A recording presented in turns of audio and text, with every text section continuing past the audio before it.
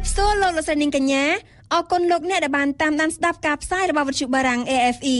នៅវេលានេះម៉ោង 1 រសៀលកម្មវិធីព័ត៌មានដោយអឹមរចនាកោចបផ្ដើមដោះស្រាយបណ្ដឹងទាស់លទ្ធផលបោះឆ្នោតសមត្ថកិច្ចនៅតែបន្តពង្រឹងកម្លាំងដើម្បីការពារសុវត្ថិភាពនិងសន្តិសុខទូទៅបងប្អូនគូសត្រូវកូរ៉េទាំងពីរយល់ព្រមបើកឲ្យដំណើរការតំបន់ឧស្សាហកម្មកេសុងឡើងវិញការបង្ក្រាបបង្ហូរឈាមនៅអេស៊ីបធ្វើឲ្យមនុស្សស្លាប់ច្រើនរយនាក់ RFI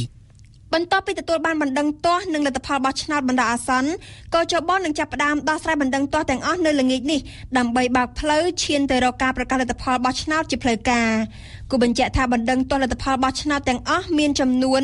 17ដែលប្តឹងដោយគណៈបក្សសង្គ្រោះជាតិស៊ុនមេសារាយការណ៍លំអិតគណៈកម្មាធិការជាតិរៀបចំការបោះឆ្នោតហៅកាតាកោជបនឹងប្រើប្រាស់រយៈពេល48ម៉ោងរបស់ខ្លួនដើម្បីដោះស្រាយបណ្ដឹងតវ៉ាទៅនឹងលទ្ធផលបោះឆ្នោតបណ្ដោះអាសន្នទាំងអស់ចាប់ពីល្ងាចថ្ងៃសុក្រនេះតទៅលោកទេពនិថាអគ្គលេខាធិការកោជបបានប្រាប់វិទ្យុបារាំងអន្តរជាតិ AFE នៅថ្ងៃប្រហ័សនេះថាបណ្ដឹងដែលកោជបនឹងត្រូវដោះស្រាយតាក់ទងនឹងលទ្ធផលបោះឆ្នោតនោះមានចំនួន17បណ្ដឹងដែលប្តឹងដោយគណៈបក្សសង្គ្រោះជាតិលោកបានបន្តថាគោជបនឹងផ្ដើមដោះស្រាយបណ្ដឹងមកពីមណ្ឌលក្រចេះរបស់គណៈបក្សសង្គ្រោះជាតិមុននឹងឈានទៅដោះបណ្ដឹងតវ៉ាផ្សេងទៀតរបស់គណៈបកប្រឆាំងដដែលនេះដែលមកពីខេត្តផ្សេងដូចជាខេត្តកណ្ដាលនិងបាត់ដំបងជាដើមបណ្ដឹងដែលគោជបនឹងត្រូវដោះស្រាយនោះគឺជាបណ្ដឹងដែលស្នើឲ្យផ្ទៀងផ្ទាត់លទ្ធផលតែប៉ុណ្ណោះចំណែកបណ្ដឹងស្ដីពីបញ្ជីឈ្មោះបោះឆ្នោតនោះមិនត្រូវចាត់ចូលក្នុងបណ្ដឹងសម្រាប់ក្រោយការប្រកាសលទ្ធផលបោះឆ្នោតនោះទេលោកគួយប៊ុនរឿនតំណាងរាជគណៈបក្សសង្គ្រោះជាតិបានប្រាប់វិទ្យុបារាំងអន្តរជាតិ AFE នៅថ្ងៃនេះដែរថាគណៈបក្សសង្គ្រោះជាតិកាលពីម្សិលមិញបានដាក់ពាក្យបណ្ដឹងធំចំនួន2គឺទី1បណ្ដឹងរួមទូទាំងប្រទេសរបស់គណៈបក្សសង្គ្រោះជាតិដែលប្តឹងពីការបាត់ឈ្មោះអ្នកបោះឆ្នោតរាប់លាននាក់និងបណ្ដឹងតាក់ទងពីការចេញទម្រង់លិខិតបញ្ជាក់អត្តសញ្ញាណដល់អ្នកបោះឆ្នោតមិនត្រឹមត្រូវ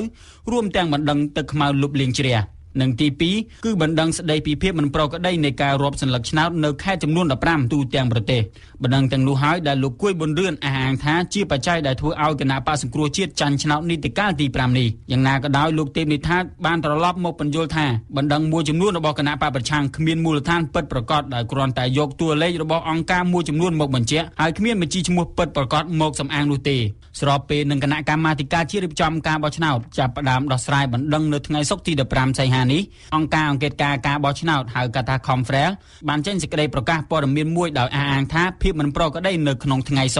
ថ្ងៃបោះឆ្នោតនិងការរាប់សន្លឹកឆ្នោតនោះមានជាង 10000 ករណីនៅទូទាំងប្រទេសសមត្ថកិច្ចនៅតែបន្តពង្រឹងកម្លាំងដើម្បីការពារសុវត្ថិភាពនិងសន្តិសុខទូទៅជាពិសេសនៅរាជធានីភ្នំពេញបើទោះណាជាគម្រោងនៃការវិលត្រឡប់ចូលក្នុងប្រទេសរបស់លោកសំរងស៊ីត្រូវបានប្រកាសលើកពេលក៏ដោយយើងស្ដាប់ញឹមសុផលជូនព័ត៌មានពិស្ដាកម្លាំងសមត្ថកិច្ចនគរបាលទាំងក្រុមត្រូវគេដាក់ពង្រាយនៅពាសពេញរាជធានីបន្ទាប់ពីមានការប្រកាសកាន់តែសន្ធាប់ទៅពីសំណាក់មេដឹកនាំគណៈបកប្រឆាំងថានឹងត្រៀមធ្វើបាតុកម្មទ្រង់ទ្រាយធំប្រសិនបើភាពមិនប្រក្រតីនៃការបោះឆ្នោតមិនត្រូវបានដោះស្រាយជួនពេលដែលគណៈបកសង្គ្រោះជាតិប្រកាសថាមេដឹកនាំរបស់ខ្លួនលោកសំរងស៊ីនឹងវិលត្រឡប់ចូលប្រទេសវិញនៅថ្ងៃប្រហ័សទី15សីហានេះកងកម្លាំងសន្តិសុខហាក់ដូចជាមានការបង្កើនយ៉ាងច្រើនសន្ធឹកសន្ធាប់បើទោះណាជាការវិលត្រឡប់របស់លោកសំរងស៊ីត្រូវបានលើកទៅថ្ងៃក្រោយក៏ដោយនៅលើសួនច្បារវត្តបទុមវតីនគរបាលទាំងកងត្រូវបានដាក់ឲ្យមានការប្រុងប្រយ័ត្នមេបញ្ជាការបានកោះប្រជុំជួរជាញឹកញាប់ដើម្បីធ្វើការណែនាំនៅក្រោមសម្ពុតតង់ពណ៌សរៀងត្រវែងដែលមើលទៅហាក់ដូចជាជំរំទ័ពដែលបោះទីតាំងដើម្បីត្រៀមប្រយុទ្ធនឹងអ្វីមួយក្រឡេកទៅមើលក្បែរផ្លូវចូលទៅកាន់សួនកុមារនៅទល់មុខអគាររដ្ឋសភាចាស់ឯនោះវិញរថយន្តអគ្គិភ័យពណ៌ក្រហមឆេះពី3ទៅ4គ្រឿងក៏ត្រូវបានគេដាក់តម្រៀបគ្នាជាមួយនឹងវត្តមានកងកម្លាំងជាច្រើននៅទីនោះផងដែររូបភាពបែបនេះគ្មាននរណាមួយមិនដឹងនោះទេដោយអ្នកលក់ដូរនៅទីនោះនិយាយដូចគ្នាថាគឺជាការដាក់កម្លាំងសមត្ថកិច្ចខុសពីប្រក្រតីភាពចំពេលដែលមានការប្រកាសធ្វើបាតុកម្មរបស់លោកសំរងស៊ីជាងថតរូបចល័តមួយចំនួននៅមុខព្រះបរមរាជវាំងមិនឆ្ងាយប៉ុន្មានពីកន្លែងនោះរអ៊ូថាដូចជាពុំសូវមានមនុស្សដើរកំសាន្តជាហេតុធ្វើឲ្យពួកគាត់ពុំសូវមាន មានម៉ួយថតរូបនោះទេរយៈពេលប្រមាណថ្ងៃមកហើយរួមទាំងថ្ងៃនេះផងមន្ត្រីអ្នកនាំពាក្យអគ្គស្នងការនគរបាលជាតិដែលកំពុងជាប់រវល់ប្រជុំនោះមិនអាចធ្វើអត្ថាធិប្បាយបានទេកាលពីព្រឹកមិញក៏ប៉ុន្តែលោកឧបនាយករដ្ឋមន្ត្រីសខេងរដ្ឋមន្ត្រីក្រសួងមហាផ្ទៃធ្លាប់បានប្រកាសកន្លងមកថាការពង្រាយកម្លាំងសន្តិសុខជាច្រើនកន្លែងគឺក្នុងគោលបំណងរក្សាសន្តិសុខនិងសណ្ដាប់ធ្នាប់សាធារណៈខណៈដែលមានការផ្សព្វផ្សាយពីមេដឹកនាំគណៈបកប្រឆាំងជាច្រើនដងពីគម្រោងធ្វើមហាបាតុកម្មតវ៉ានិងលទ្ធផលបោះឆ្នោតបុគ្គលិកស្ម័គ្រចិត្តជនជាតិបារាំងចំនួន3នាក់ក្នុងនោះមានស្ត្រីម្នាក់ផងដែលបានបម្រើការងារស្ម័គ្រចិត្តជាមួយអង្គការកុមារមេគង្គបានចាក់ចេញពីប្រទេសកម្ពុជាហើយកាលពីព្រឹកថ្ងៃប្រហោះនេះបន្ទាប់ពីបានបញ្ចប់បេសកកម្មរបស់ពួកគេរយៈពេល1ឆ្នាំកន្លងទៅបុគ្គលិកជនជាតិបារាំងដែលបានចាប់ការងារមនុស្សធម៌នៅខេត្តបន្ទាយមានជ័យនិងខេត្តកំពង់ចាមនៅពេលនេះបានជ្រើសរើសយកការធ្វើដំណើរដែលប្រើប្រាស់ម៉ូតូកង់3ឬតុកតុកធ្វើដំណើរត្រឡប់ទៅប្រទេសបារាំងវិញដែលប្រើរយៈពេល4ខែឆ្លងកាត់ប្រទេសចំនួន17ហើយមានរយៈចម្ងាយសរុបចំនួន 17,000 គីឡូម៉ែត្រភ្ជាប់ជាមួយនឹងការវិលត្រឡប់ទៅកាន់ស្រុកកំណើតរបស់ពួកគេវិញនោះក្រុមអ្នកស្ម័គ្រចិត្តបារាំងទាំង3រូបក៏បានពំនាំផងដែរនៅលិខិតនានាចំនួនជាង500របស់កុមារនៃប្រទេសនៅតាមដងទន្លេមេគង្គនិងអាស៊ីទៅកាន់ឪពុកម្ដាយចិញ្ចឹមរបស់ពួកគេនៅប្រទេសបារាំងកម្ពុជាកំពុងមើលឃើញកំណើនទេសចរជាបន្តបន្ទាប់នៅក្នុងឆ្នាំនេះក្នុងរយៈពេល7ខែដើមឆ្នាំនេះមានទេសចរជាង1លាន2សែននាក់បានមកទស្សនាតំបន់រុស្ស៊ីនអង្គរក្នុងខេត្តសៀមរាបនេះបើយោងតាមការផ្សព្វផ្សាយរបស់ទីភ្នាក់ងារព័ត៌មានកម្ពុជា AKP បានស្រង់ប្រសាសន៍របស់ប្រធានមន្ទីរទេសចរខេត្តសៀមរាបលោកងើសេងកាក់ដែលបានបញ្ជាក់ថាចំនួនអ្នកទេសចរបានកើនឡើងជាង 6% បើប្រៀបធៀបទៅនឹងឆ្នាំកន្លងទៅក្នុងរយៈពេលដូចគ្នាលោកបន្តថាអ្វីដែលគួរឲ្យកត់សម្គាល់ទៀតនោះគឺកំណើនទេសចរជនជាតិចិនទេសចរចិនដែលបានស្ថិតនៅក្នុងលំដាប់លេខរៀងទី3បន្ទាប់ពីកូរ៉េខាងត្បូងនៅក្នុងឆ្នាំ2012នោះកំពុងបង្ហាញសញ្ញាកើនឡើងមកលំដាប់ថ្នាក់ទី2វិញគួររំលឹកថានៅក្នុងឆ្នាំ2012កន្លងទៅកម្ពុជាទទួលបានចំនួនភ្ញៀវទេសចរសរុប3លាន2សែននាក់ក្នុងចំណោមនោះទេសចរវៀតណាមមានចំនួនច្រើនជាងគេបន្ទាប់មកគឺកូរ៉េខាងត្បូងនិងចិនដោយឡែកជនសង្ស័យបាញ់សម្លាប់សកម្មជនគណៈបកសង្គ្រោះជាតិក្នុងខេត្តកំពង់ស្ពឺត្រូវបានសមត្ថកិច្ចចាប់ខ្លួនបានហើយនេះបើយោងតាមសមត្ថកិច្ចខេត្តកំពង់ស្ពឺទន្ទឹមនឹងនោះសមត្ថកិច្ចក៏បានអះអាងថានេះមិនមែនជាឃាតកម្មនយោបាយទេគូបញ្ជាក់ថាលោកសាន់សឿនអាយុ67ឆ្នាំត្រូវបានខ្មាន់កំភ្លើងបាញ់សម្លាប់កាលពីវេលាម៉ោង 8:30 នាទីយប់ថ្ងៃទី12ខែសីហានៅក្នុងផ្ទះជនរងគ្រោះក្នុងភូមិទី2ឃុំត្រែងត្រយឹងស្រុកភ្នំស្រួយខេត្តកំពង់ស្ពឺជនសង្ស័យ2នាក់ជិះម៉ូតូមួយគ្រឿងប្រដាប់ដោយកាំភ្លើងខ្លីបានចូលទៅទិញស្រាបៀរនៅផ្ទះជនរងគ្រោះហើយក៏បានបាញ់ទៅលើជនរងគ្រោះតែម្ដងគណៈបកសង្គ្រោះជាតិបានហៅការបាញ់សម្លាប់សកម្មជនរបស់ខ្លួននេះថាជាឃាតកម្មនយោបាយលោកកឹមសុខាដែលជាអនុប្រធានគណៈបកសង្គ្រោះជាតិក៏បានទៅចូលរួមបុណ្យសពនៅព្រឹកថ្ងៃពុធម្សិលមិញផងដែរយើងផ្ដើមព័ត៌មានអន្តរជាតិអំពីឧបទ្វីបកូរ៉េបងប្អូនគូសត្រូវកូរ៉េទាំងពីរនៅទីបំផុតបានឯកភាពគ្នាបើកឲ្យដំណើរការឡើងវិញតំបន់ឧស្សាហកម្មកេសុងសេចក្តីសម្រេចនេះធ្វើឡើងនៅក្នុងជំនួបទី7រវាងកូរ៉េខាងត្បូងនិងកូរ៉េខាងជើងកាលពីម្សិលមិញយ៉ាងណាក៏ដោយនៅមិនទាន់មានការកំណត់កាលបរិច្ឆេទច្បាស់លាស់ថាតំបន់ឧស្សាហកម្មនេះនឹងត្រូវបើកឲ្យដំណើរការនៅថ្ងៃណាច្បាស់នោះទេដោយឡែកកូរ៉េខាងត្បូងកាលពីព្រឹកមិញនេះបានស្នើឲ្យមានព្រឹត្តិការណ៍ជួបជុំក្រុមគ្រួសារលើកទី1ជាមួយកូរ៉េខាងជើងនៅខែក្រោយសំណើនេះត្រូវបានលោកស្រីប្រធានាធិបតីកូរ៉េខាងត្បូងប៉ាក់គឹនហេលើកឡើងនៅក្នុងឱកាសខួបឆ្នាំទី68ដែលកូរ៉េទទួលបានសេរីភាពពីនឹមអាណានិគមរបស់ជប៉ុនអ្នកស្រីប្រធានាធិបតីក៏បានស្វាគមន៍ចំពោះសេចក្តីសម្រេចរវាងប្រទេសទាំងពីរកាលពីម្សិលមិញដើម្បីបើកឲ្យដំណើរការឡើងវិញតំបន់ឧស្សាហកម្មកេសុងដែលត្រូវបានបិទរយៈពេល4ខែមកហើយដែរមនុស្សយ៉ាងតិចជិត300នាក់បានស្លាប់កាលពីល្ងាចថ្ងៃពុធម្សិលមិញនេះនៅក្នុងការបង្ក្រាបទៅលើក្រុមអ្នកតវ៉ានៅក្នុងទីក្រុងកែប្រទេសអេស៊ីបនេះបើយោងតាមតួលេខផ្លូវការរបស់អាជ្ញាធរប៉ុន្តែក្រុមភេទរៈអ៊ីស្លាមបានប្រកាសចំនួនអ្នកស្លាប់រហូតដល់ 2,200 នាក់និងអ្នករបួសជាង 10,000 នាក់អំពើហិង្សាបង្ហូរឈាមនេះបានទទួលការថ្កោលទោសយ៉ាងខ្លាំងពីសហគមន៍អន្តរជាតិសូមអញ្ជើញស្ដាប់ប៉ែនបូណាបើយោងតាមតួលេខរបស់អាជ្ញាធរជនស៊ីវិល235នាក់និងភ្នាក់ងារប៉ូលីស43នាក់បានស្លាប់នៅក្នុងថ្លុកឈាមក្នុងព្រឹត្តិការណ៍បង្ក្រាបដោយហិង្សាកាលពីថ្ងៃពុធប៉ុន្តែតុល្យការពិតប្រាកដត្រូវគេរំពឹងថាមានតួលេខខ្ពស់ជាងនេះសាកសពបានស្លាប់រដូករណែលនៅពាសពេញទីលានដែលក្រុមបាតកោបោះទីតាំងក្រុមភេទរៈអ៊ីស្លាមដែលគ្រប់គ្រងលោកម៉ាហាម៉េតម៉ុកស៊ីបានប្រកាសតួលេខអ្នកស្លាប់រហូតដល់ជាង 2,000 នាក់និងអ្នករបួសជាង 10,000 នាក់អ្នកស្លាប់ទាំងនោះ សុទ្ធតែត្រូវគ្រាប់កំភ្លើងក្នុងនោះក៏មានកុមារផងដែរប្រឈមមុខនឹងស្ថានភាពនេះលោក Mohamed El Baradei ជ័យលាភីពានរង្វាន់ Nobel សន្តិភាពបានលាឈប់ពីមុខតំណែងជាអនុប្រធានាធិបតីដោយសារតែលោកមិនយល់ស្របចំពោះវិធានការរបស់រដ្ឋាភិបាលដែលសម្រេចចិត្តបង្ក្រាបក្រុមបាតុករធ្វើឲ្យកើតអំពើហិង្សាយ៉ាងបង្ហូរឈាមបែបនេះបន្ទាប់ពីអំពើហិង្សានេះបានកើតឡើងអាជ្ញាធរបានប្រកាសដាក់ប្រទេសនៅក្នុងភាពអាសន្ននិងបានដាក់បំរាមគូចរនៅក្នុងទីក្រុងកែនិងទីក្រុងព្រមទាំងខេត្តមួយចំនួនទៀតក្រោយពីបំរាមគូចរចូលជាធរមានស្ថានភាពហាក់បីដូចជាស្ងប់ស្ងាត់បន្តិចហើយប៉ុន្តែភាពស្ងប់ស្ងាត់នេះត្រូវគេរំពឹងថាប្រហែលជាមានរយៈពេលខ្លីតែប៉ុណ្ណោះក្រុមភេទរៈអ៊ីស្លាមបានអំពាវនាវឲ្យមានមហាបាតុកម្មសាជាថ្មីខណៈដែលក្រុមសមត្ថកិច្ចបដិញ្ញាមិនឲ្យពួកបាតុករចូលមកបោះជំរំសាជាថ្មីទៀតបានឡើយសហគមន៍អន្តរជាតិដែលបានខិតខំយ៉ាងខ្លាំងក្នុងការបញ្ជៀសអំពើហិង្សាបាននាំគ្នាថ្កោលទោសចំពោះការបង្ក្រាបរបស់អាជ្ញាធរអេស៊ីបពីទីក្រុង Washington លោក John Kerry រដ្ឋមន្ត្រីការបរទេសអាមេរិកបានថ្កោលទោសអំពើហិង្សាបង្ហូរឈាមនេះខណៈដែលលោកស្រី Catherine Ashton ប្រមុខការទូតសហភាពអឺរ៉ុបបានស្នើឲ្យដកចេញនៅបំរាមគូចរពីក្នុងប្រទេសឲ្យបានឆាប់តាមដែលអាចធ្វើបានទីក្រុងប៉ារីសឯនោះវិញក៏បានអំពាវនាវឲ្យបញ្ឈប់ការបង្ក្រាបនេះជាបន្ទាន់លោកបានគីមូនអគ្គលេខាធិការអង្គការសហប្រជាជាតិក៏បានថ្កោលទោសយ៉ាងម៉ឺងម៉ាត់បំផុតដែរចំពោះអំពើហិង្សានេះប្រទេសទួរគីនិងអ៊ីរ៉ង់ព្រមទាំងពួកហាម៉ាស់ប៉ាឡេស្ទីនដែលគាំទ្រលោកមហាម៉េតម៉ុកស៊ីវិញបានហៅព្រឹត្តិការណ៍នេះថាជាការសម្លាប់មនុស្សយ៉ាងរង្គាលខណៈដែលទីក្រុងបែកឡាំងបានអំពាវនាវឲ្យមានភាពស្ងប់ស្ងាត់នៅក្នុងប្រទេសអេស៊ីបសូមបញ្ជាក់ថាចាប់តាំងពីការទម្លាក់លោកមហាម៉េតម៉ុកស៊ីចេញពីមុខតំណែងដោយក្រុមយោធាកាលពីដើមខែកក្កដាមកអំពើហិង្សាជាបន្តបន្ទាប់បានសម្លាប់មនុស្សអស់250នាក់រួចហើយជនរងគ្រោះទាំងនោះគឺជាក្រុមភេទរៈអ៊ីស្លាមដែលគាំទ្រអតីតប្រធានាធិបតី Mohamed Morsi ក្រុមអ្នកជំនាញផ្នែកអាវុធគីមីនៃអង្គការសហប្រជាជាតិក្រុងនឹងចុះទៅប្រទេសស៊េរីនៅពេលឆាប់ៗខាងមុខនេះដើម្បីធ្វើការស៊ើបអង្កេតជុំវិញការសង្ស័យថា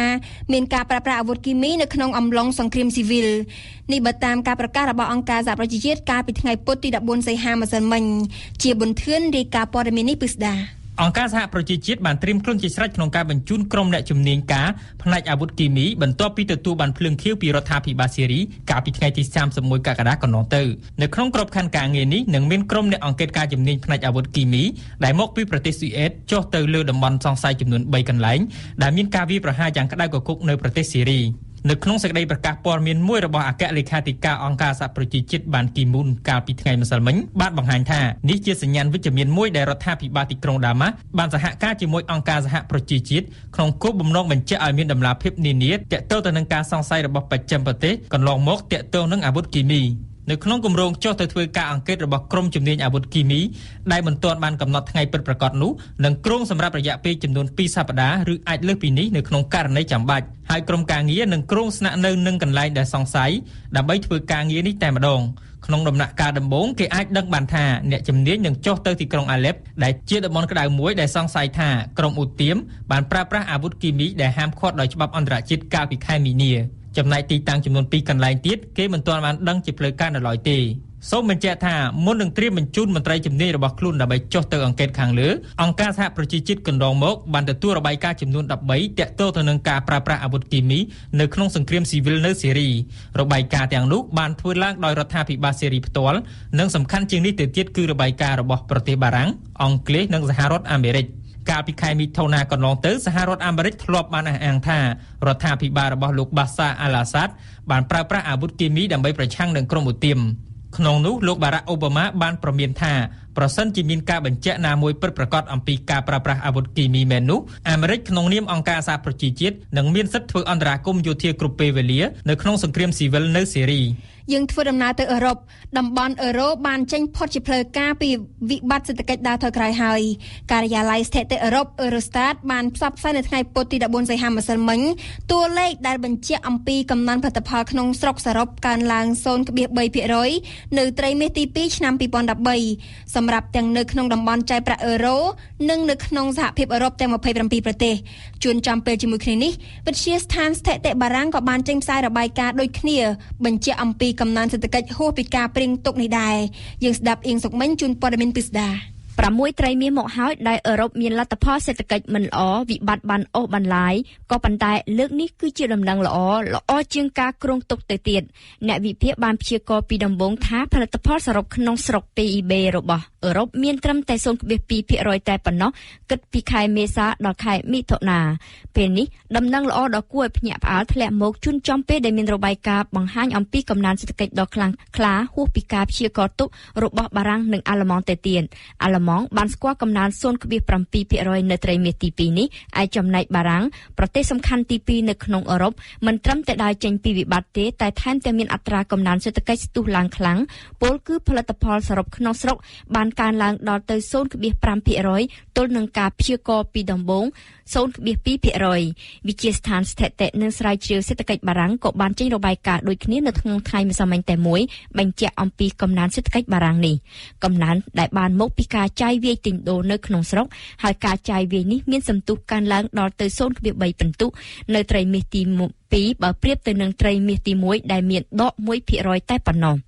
ដំណឹងល្អនេះត្រូវបានគេលើកដឹងខ្លះៗមកតាំងពី2ថ្ងៃមុនម្លេះតាមរយៈការប្រកាសរបស់វិទ្យាស្ថានស្ថិតិអឺរ៉ុប Eurostat ស្ដីអំពីភាពប្រសើរឡើងនៃផលិតកម្មឧស្សាហកម្មអឺរ៉ុបនឹងបន្តស្គាល់សញ្ញាវិជ្ជមាននេះតទៅទៀតសម្រាប់អ្នកវិភាគសេដ្ឋកិច្ចបារាំងក៏ព្រោះតែមានការបន្ធូរបន្ថយនយោបាយត្បិតវិថវិកានិងមានការផ្ដល់ទំនុកចិត្តក៏ប៉ុន្តែវិបត្តិអាចលុបបំបាត់ចោលបានដរាបណាតែការវិនិយោគត្រឡប់មកវិញហើយចំនួនអ្នកឥតការងារធ្វើថយចុះអ្នកឯកទេសបានណែនាំឲ្យរដ្ឋជាសមាជិកបន្តធ្វើកំណែទម្រង់ពីព្រោះសញ្ញាវិជ្ជមាននៅមានតិចតួចស្ដួយស្ដាងនៅឡើយម្យ៉ាងនៅមានប្រទេស7ទៀតនៃក្រុមប្រទេសជាសមាជិកចាយប្រាក់អឺរ៉ូកំពុងបន្តស្ថិតនៅក្នុងវិបត្តិសេដ្ឋកិច្ចដើរថយក្រោយនៅឡើយមានជាអាចប្រទេសប៊ុលហ្គារីអេស្ប៉ាញស៊ុយអែតហូឡង់អ៊ីតាលីស៊ីបនិងក្រិច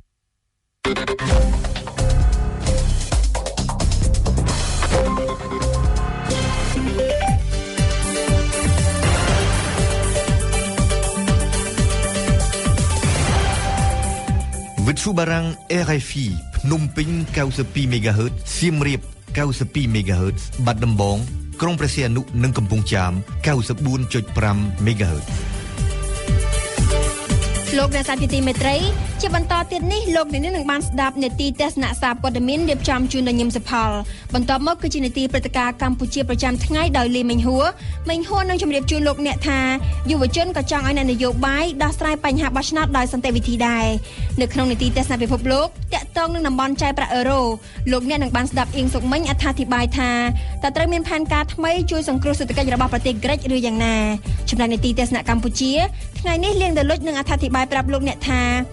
អ្នកនយោបាយត្រូវតែទទួលខុសត្រូវចំពោះអសន្តិសុខផ្លូវចិត្តរបស់ប្រជាជនខ្លួននិងនៅចុងបញ្ចប់កម្មវិធីរបស់យើងគឺជានេតិខ្ញុំនិយាយពីភាសារៀបចំជូនដោយ Thạch Date ដែលនឹងរៀបរាប់ប្រាប់លោកអ្នកអំពីប្រវត្តិនិងទូនីតិនៃវិទ្យាស្ថានពុទ្ធសាសនបណ្ឌិតទស្សនៈសារព័ត៌មាន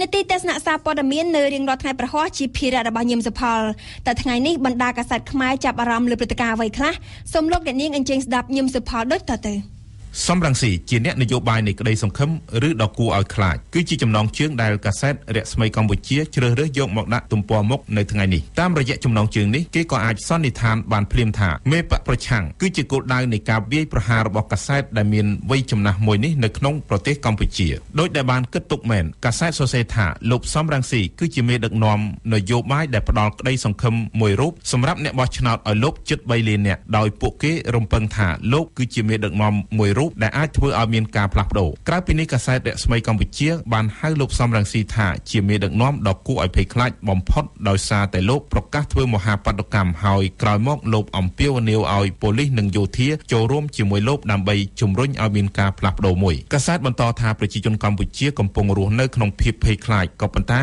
ការភ័យខ្លាចនោះបានថមថយបន្តិចទៅវិញនៅពេលដែលលោកសំរងស៊ីបានចាក់ចេញទៅក្រៅប្រទេសជាមួយគ្នានេះកាសែតដែលគាំទ្រនយោបាយរដ្ឋាភិបាលវិភាគថាក្តីបារម្ភនឹងកើតមានឡើងវិញនៅពេលលោកសំរងស៊ីវិលចូលស្រុកនៅសប្តាហ៍នេះហើយការបារម្ភកាន់តែខ្លាំងឡើងនៅពេលដែលមេបកប្រឆាំងរូបនេះបញ្ជូនសារមិនច្បាស់លាស់ថាធ្វើបាតុកម្មដោយសន្តិវិធីឬក៏ចង់ប្រមូលមនុស្សដើម្បីទម្លាក់រដ្ឋាភិបាលស្របច្បាប់បច្ចុប្បន្នកាសែតបន្តថាអនាគតកម្ពុជាអាស្រ័យទៅលើថាតើមានបាតុកម្មឬក៏អត់ហើយវាជាការសំខាន់ដែលគណៈបកនយោបាយស្ដាប់មតិយោបល់របស់ប្រជាជននិងអ្នកពាក់ព័ន្ធ រស្មីកម្ពុជាឲ្យដឹងថាគ្រប់គ្នាមានការតាមដានសកម្មភាពលោកសំរងស៊ីបន្តទៅទៀតហើយសង្ឃឹមថាលោកធ្វើសកម្មភាពត្រឹមក្របខ័ណ្ឌអ្នកនយោបាយដ៏គួរឲ្យគោរពម្នាក់និងមិនធ្វើឲ្យខ្លួនក្លាយជាអ្នកនយោបាយដ៏គួរឲ្យភ័យខ្លាចនោះទេដំណើររបស់លោកសំរងស៊ីចេញចូលស្រុកខ្មែរដោយជាការចេញចូលនៃទូលខោនបាសាក់នោះត្រូវបានចាប់អារម្មណ៍ផងដែរពីកាសែតភ្នំពេញប៉ុស្តិ៍កាសែតដាក់ចំណងជើងថាបន្ទាប់ពីជួបមន្ត្រីសហប្រជាជាតិសំរងស៊ីនឹងមកដល់ភ្នំពេញនៅថ្ងៃនេះតាមរយៈចំណងជើងនៅទំព័រមុខនេះភ្នំពេញប៉ុស្តិ៍បានរៀបរាប់ពីដំណើរទៅកាន់ប្រទេសអាមេរិករបស់មេបកសង្គ្រោះជាតិដោយនៅទីនោះលោកមានភារកិច្ចចូលរួមពិធីមង្គលការកូនស្រីរបស់លោកនិងឆ្លៀតជួបជាមួយនឹងមន្ត្រីអង្គការសហប្រជាជាតិកាលពីថ្ងៃច័ន្ទកាសែតក៏បានស្រង់ខ្លឹមសារនៅក្នុងអ៊ីមែលរបស់មន្ត្រីសហប្រជាជាតិលោក Philipsen អំពីជំនួបនោះដោយលោកបញ្ជាក់ថាតំណាងអចិន្ត្រៃយ៍រងរបស់ប្រទេសកម្ពុជាប្រចាំអង្គការសហប្រជាជាតិក៏បានចូលរួមក្នុងកិច្ចប្រជុំនោះផងដែរក៏ប៉ុន្តែគណៈបកសង្គ្រោះជាតិមិនបានលំអិតដល់ភ្នំពេញប៉ុស្តិ៍តាក់ទងទៅនឹងជំនួបនោះឡើយជាមួយគ្នានេះលោកសុនឆៃមន្ត្រីជាន់ខ្ពស់គណៈបកសង្គ្រោះជាតិបានប្រាប់ភ្នំពេញប៉ុស្តិ៍រឿងការប្រឆាំងតវ៉ានឹងលទ្ធផលឆ្នោតថាប្រធានគណៈបករបស់លោកនឹងដាក់បណ្ដឹងដ៏សំខាន់គឺតួនាទីនៃទម្រង់បោះឆ្នោត1102របស់គណៈកម្មាធិការជាតិរៀបចំការបោះឆ្នោតកោជបដែលបុគ្គលិកកោជបបានកត់ត្រាលទ្ធផលនៅការិយាល័យបោះឆ្នោតដែលមានលក្ខណៈសំខាន់ចំពោះភាពមិនប្រក្រតីទៅកោជបភ្នំពេញប៉ុស្តិ៍ក៏បានផ្សព្វផ្សាយដែរថាក្រុមអ្នកសង្កេតការណ៍បានសុំឲ្យមានការចេញទម្រង់1102របស់កោជបដែលអាចងាយស្រួលពិនិត្យភាពមិនប្រក្រតីជាមួយនឹងទម្រង់1104ដែលបំពេញនៅការិយាល័យបោះឆ្នោតនីមួយៗដោយមន្ត្រីសង្កេតការណ៍និងគណៈបកនយោបាយកាសែតក៏បានស្រង់សម្ដីលោកគួយប៊ុនរឿនអ្នកតំណាងរាស្ត្រគណៈបកសង្គ្រោះជាតិដែរដោយលោកប្រាប់ថាគណៈបកប្រឆាំងចង់ឲ្យស្ថាប័នបោះឆ្នោតដែលគ្រប់គ្រងដោយរដ្ឋាភិបាលធ្វើការពិនិត្យយន្តការរបស់ខ្លួនឡើងវិញទាក់ទងទៅនឹងការបង្កើតគណៈកម្មការដោះស្រាយភាពមិនប្រក្រតីគណៈបកប្រឆាំងបាននាំគ្នាបន្ទោសកោជបតាមរយៈភ្នំពេញប៉ុស្តិ៍ថាបានឆ្លើយតបជាអវិជ្ជមានចំពោះការងារនេះកាសែតក៏បានស្រង់សម្ដីលោកទេពនិថាអគ្គលេខាធិការកោជបផងដែរដោយលោកថ្លែងថាវាហួសពេលទៅហើយដោយព្រមពេលជាមួយគ្នានេះលោកបានចង្អុលបន្តឲ្យប្តឹងទៅក្រមប្រឹក្សាធម្មនុញ្ញបន្ទាប់ពីការប្រកាសលទ្ធផលឆ្នោតបណ្ដោះអាសន្នងាកទៅមើលរឹមទំព័រខាងលើនៃកាសែតកោះសន្តិភាពឯនោះវិញកាសែតបានឡើងអក្សរចោលថាស្ថានភាពនយោបាយឡើងកម្ដៅក្រុមអង្គការសង្គមស៊ីវិលប្រមូលផ្ដុំគ្នារាប់រយនាក់បួងសួងឲ្យមានសន្តិភាពកាសែតដែលគាំទ្រនយោបាយរដ្ឋាភិបាលនេះដែរបានបន្ថែមចំណងជើងមួយទៀតនៅលើទំព័រមុខថាអង្គការសង្គមស៊ីវិលរួមគ្នាបួងសួងនៅវត្តភ្នំនិងមុខវាំងសុំសន្តិភាពតាមរយៈចំណងជើងនិងអមដោយរូបភាពមនុស្សម្នាអង្គុយកាន់ទង់ជាតិនិងទង់សាសនាដូច្នេះក៏សន្តិភាពសរសេរថាអង្គការក្រៅរដ្ឋាភិបាលចំនួន20បាននាំគ្នាបួងសួងសុំសេចក្តីសុខ4ចំណុចគឺមិនត្រូវការបាតុកម្មហិង្សានិងការបង្ក្រាបដោយហិង្សាសូមឲ្យមានការដោះស្រាយដោយសន្តិវិធីត្រូវការឲ្យប្រទេសមានសន្តិភាពក្នុងនាមជាម្ចាស់អំណាចនិងសូមឲ្យអ្នកនយោបាយកុំបំភ័យប្រជាពលរដ្ឋម្ចាស់ឆ្នោតជាមួយនឹងការសមាធិចំនួន15នាទីរបស់អង្គការសង្គមស៊ីវិលនៅមុខប្រាសាទច័ន្ទឆាយាមុខព្រះបរមរាជវាំងកាសែតក៏បានលើកយកការបន់ស្រន់មួយផ្នែកទៀតរបស់សង្គមស៊ីវិលដោយមានការចូលរួមពីព្រះសង្ឃនៅឯបរិវេណរមណីយដ្ឋានវត្តភ្នំការចង់បានរបស់ក្រុមទី2នេះគឺស្រដៀងគ្នានឹងអ្វីដែលក្រុមបួងសួងនៅមុខព្រះបរមរាជវាំងប្រាថ្នាដូច្នោះដែរ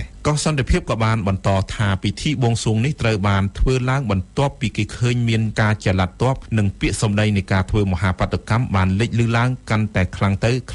ដោយវិលទៅបញ្ចប់ទស្សនៈសារព័ត៌មានជាមួយនឹងកាសែតភ្នំពេញប៉ុស្តិ៍កាសែតក៏បានដាក់ចំណងជើងដែរថាក្រុមអ្នកដើរក្បួនសន្តិភាពចង់បានដំណោះស្រាយដោយសន្តិវិធីខ្លឹមសារនៃអត្ថបទនេះមិនខុសគ្នាប៉ុន្មានពីកាសែតកោះសន្តិភាពឡើយក៏ប៉ុន្តែភ្នំពេញប៉ុស្តិ៍បានជួបសម្ភាសជាមួយនឹងអ្នកចូលរួមមួយចំនួនក្នុងនោះមានលោកព្រៀបកុលនាយកអង្គការដំឡាភិបកម្ពុជាផងដែរលោកព្រៀបកុលបានថ្លែងប្រាប់ភ្នំពេញប៉ុស្តិ៍ថាការចល័តទ័ពរបស់រដ្ឋាភិបាលមិនមែនជាដំណោះស្រាយឡើយហើយលោកក៏មិនភ្លេចរំលឹកដែរថាទង្វើមហាបាតុកម្មនឹងមិនចំណេញទាំងសងខាងគឺខាតប្រយោជន៍សេដ្ឋកិច្ចទំនិញឡើងថ្លៃអស្ថិរភាពគ្រប់បែបយ៉ាង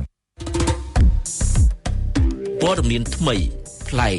ស៊ីជម្រៅមាននៅវិទ្យុបារាំង AIC អរគុណសុផលដែលបានដកស្រង់ទស្សនៈសារព័ត៌មានសំខាន់ៗលើទំព័រកាសែតខ្មែរចេញផ្សាយនៅថ្ងៃប្រហ័សនេះ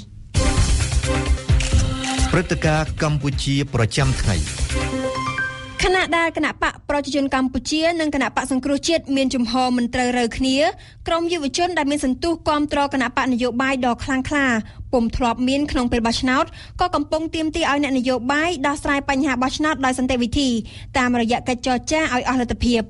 ប៉ុន្តែប្រសិនបើជាមានបាតកម្មតវ៉ាកើតឡើងមែននោះយុវជនរបស់គណៈបកប្រឆាំងបានប្រកាសថានឹងចូលរួមតវ៉ាដោយការចូលរួមនឹងហាយក្បួនឃោសនាកាលពីមុនពេលបោះឆ្នោតដូច្នោះដែរសូមលោកអ្នកស្ដាប់សេចក្តីរាយការណ៍លម្អិតរបស់លីមេងហួរជុំវិញបញ្ហានេះដូចតទៅក្នុងពេលយុទ្ធនាការឃោសនាបោះឆ្នោតយុវជនបានចូលរួមយ៉ាងច្រើនកកជាមួយគណៈបកនយោបាយមិនថាគណៈបកកាន់អំណាចឬក៏គណៈបកប្រឆាំងទាំងការគាំទ្រ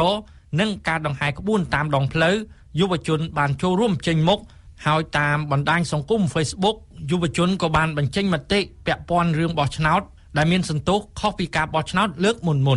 មិនតែប៉ុណ្ណោះនៅថ្ងៃបោះឆ្នោតក្រុមយុវជនក៏បានធ្វើជាអ្នកសង្កេតការណ៍ដោយមានទាំងការរារាំងជនជាតិវៀតណាមមិនឲ្យបោះឆ្នោតថែមទៀតចុះពេលនេះក្នុងពេលស្ថានភាពក្រោយការបោះឆ្នោតហាក់ដូចជាមិនទាន់ចុះសម្រុងគ្នារវាងគណៈបកជាប់ឆ្នោតគឺគណៈបកប្រជាជនកម្ពុជានិងគណៈបកសង្គ្រោះជាតិតើយុវជនចង់បានអ្វីតើយុវជនត្រូវចូលរួមគ្រប់គ្រងគណៈបកប្រឆាំងដើម្បីធ្វើបាតកម្មជំទាស់ទៅនឹងលទ្ធផលបោះឆ្នោតដែលខ្លួនយល់ថាមានការលួចបន្លំនិងមិនយុត្តិធម៌ឬក៏យុវជនត្រូវគ្រប់គ្រងគណៈបកប្រជាជនកម្ពុជាហើយធ្វើបាតកម្មគ្រប់គ្រងលទ្ធផលបោះឆ្នោតលោកជាងសុខានាយកប្រតិបត្តិអង្គការកម្មវិធីអភិវឌ្ឍធនធានយុវជនហៅកាត់ថា YODP បានលើកឡើងថាក្រោយការបោះឆ្នោតយុវជនពិតជាត្រូវការឲ្យគណៈបកដែលឈ្នះការបោះឆ្នោតទាំងពីរចរចាស្វែងរកដំណោះស្រាយដោយសន្តិភាពបើសិនជាមិនមានដំណោះស្រាយឲ្យបានសមរម្យសម្រាប់ឆ្លើយតបអ្វីដែលជាសេចក្តីពងប្រាថ្នាអ្វីដែលគាត់ចង់បានទេពេលនោះហើយប្រហែលជាធ្វើឲ្យយុវជនខកចិត្តហើយនឹងមិនសប្បាយចិត្តជាមួយនឹងដំណើរការនៃការដឹកនាំប្រទេសទេអញ្ចឹងអ្វីដែលជាការសង្កេតរបស់ខ្ញុំក៏ដូចជាអ្នកដែលធ្វើការជាមួយយុវជនយើងឃើញថាដំណោះស្រាយដែលយុវជនចង់ឃើញគឺធ្វើឲ្យប្រជាពលរដ្ឋមានសេចក្តីសុខហើយពេញចិត្តជាមួយនឹងដំណោះស្រាយហ្នឹងគឺជារឿងមួយដែលចាំបាច់បំផុតហើយយុវជនមិនចង់ឃើញនៅអំពើហិង្សាដែលកើតឡើងនៅក្នុងទឹកដីកម្ពុជាទេអ្វីត្បិតតែយុវជនភាគច្រើនគាត់កើតនៅក្រោយឆ្នាំ79ប៉ុន្តែប្រវត្តិសាស្ត្រប្រទេសកម្ពុជាបានផ្ដល់ព័ត៌មានឲ្យគាត់គ្រប់គ្រាន់ថាតើការដឹកនាំដែលធ្វើឲ្យមានហិង្សាវានឹងផ្ដល់នូវផលវិបាកយ៉ាងដូចម្តេចខ្លះទៅដល់ប្រជាពលរដ្ឋក៏ដូចជាទៅដល់មនុស្សជំនាន់ក្រោយចំណែកលោកឈួនបូរិតនាយកប្រតិបត្តិអង្គការយុវជនខ្មែរនិងការអភិវឌ្ឍសង្គមបានលើកឡើងថាគណៈបកនយោបាយដែលជាប់ឆ្នោតសុទ្ធតែមានគោលដៅដើម្បីអភិវឌ្ឍប្រទេសជាតិដូច្នេះគណៈបកទាំងពីរត្រូវតែជជែកគ្នាដល់ដំណាក់កាលចុងក្រោយនិងបើកចំហដើម្បីស្វែងរកដំណោះស្រាយលើបញ្ហាបោះឆ្នោតដោយឧទាហរណ៍ថាបើសិនគណៈបកសង្គ្រោះជាតិគាត់ធ្វើបាតកម្មហើយគណៈបកប្រជាជនកម្ពុជានឹងគាត់ប្រើកងកម្លាំងយកមកបង្ក្រាបឲ្យឈានដល់ការប្រើអំពើហិង្សាធ្វើឲ្យខូចដល់ប្រយោជន៍ជាតិប៉ះពាល់ដល់កិច្ចយុជាតិយើងអត់ចង់ឃើញទេនេះអ្វីដែលយុវជនយើងចង់បានគឺចង់ឃើញថាយើងគួរតែជជែកគ្នាឲ្យដល់ដំណាក់កាលចុងក្រោយហើយភាគីទាំងសងខាងគួរតែបើកចិត្តឲ្យបានទូលំទូលាយក្នុងការទទួលយកដំណោះស្រាយណាមួយឲ្យសមស្របឧទាហរណ៍ថាដូចជាគណៈបក្សសង្គ្រោះជាតិគាត់ស្នើឲ្យមានការបង្កើតគណៈកម្មការចម្រុះឯករាជ្យដែលមានការចូលរួមពីសមាជិកសង្គមស៊ីវិលពីអង្គការសហជីវជាតិផ្សេងៗចឹងគណៈបព្វជិជនគឺគាត់គួរតែបើកចំហក្នុងការទទួលយកសំណើនេះព្រោះប្រសិនបើយើងគិតថាគោលចំហឯករាជ្យឬក៏ការប្រព្រឹត្តទៅនៃដំណើរការបោះឆ្នោតដោយសេរីយុត្តិធម៌ពិតប្រាកដនេះយើងអត់មានអីដែលត្រូវខ្លាចក្នុងការបង្កើតគណៈកម្មការចម្រុះនោះទេនេះអ្វីដែលយុវជននេះចង់បាន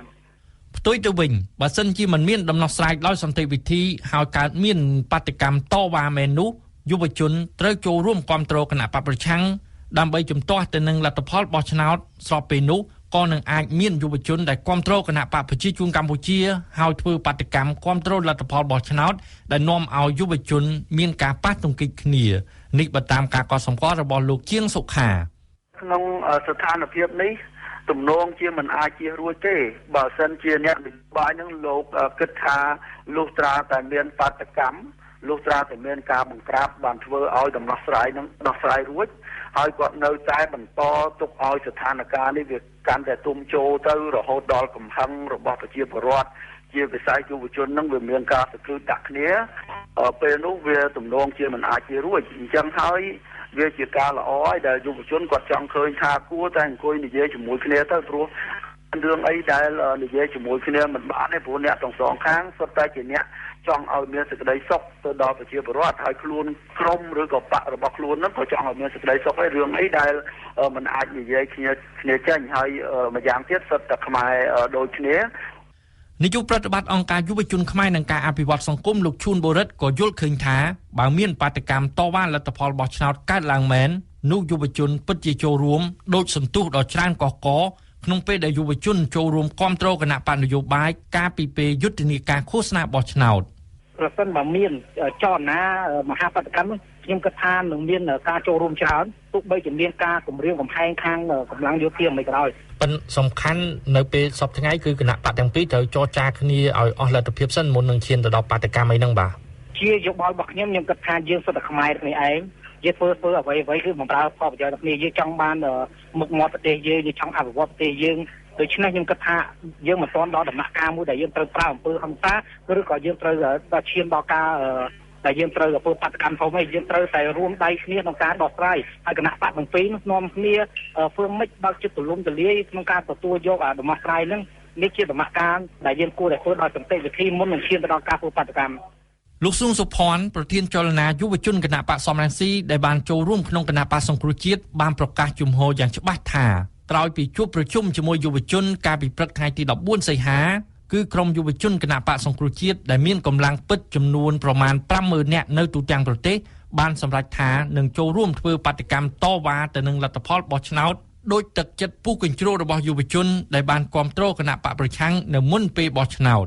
ទាហានស៊ីឈ្នួលមិនដូចទាហានស្ម័គ្រចិត្តទេដូច្នេះយើងចង់បញ្ជាក់ថាយុវជនស្ម័គ្រចិត្តគឺមានកម្លាំងអង្អាចក្លាហានខ្លាំងហើយយុវជនស៊ីឈ្នួលគឺមិនមានទឹកចិត្តបែបនោះទេហើយអ្វីដែលសំខាន់គឺ